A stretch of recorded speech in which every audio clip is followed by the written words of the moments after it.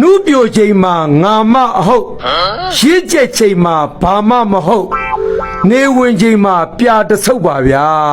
မှတ်သားလောက်ပါတယ်နော်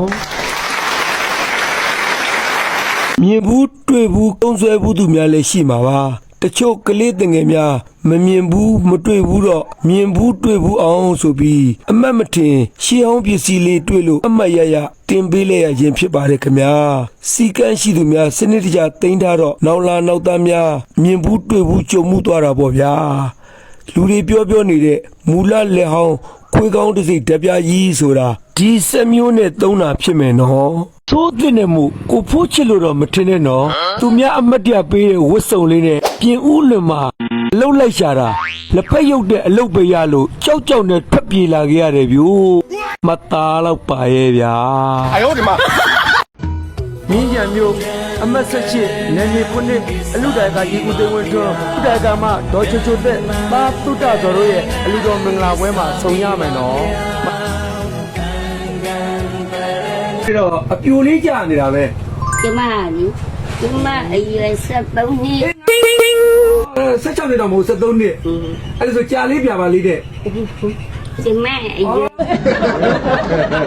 ဘာမမေချစ်လို့နော်မေမေသားကိုသိလားဟမ်မေသားကိုသိလားသိပါရဲ့ဘယ်သူတော့အခုကူမျိုး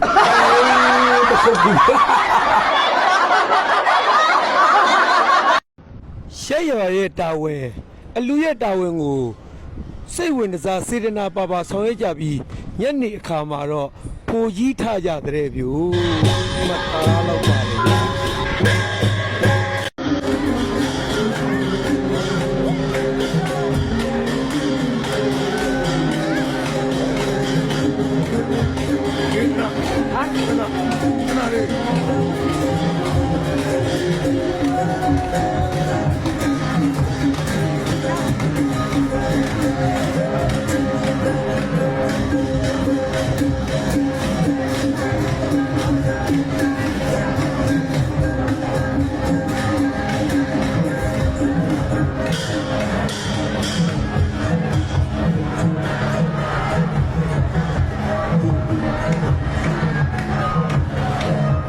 အနုပညာသမားဆိုတာ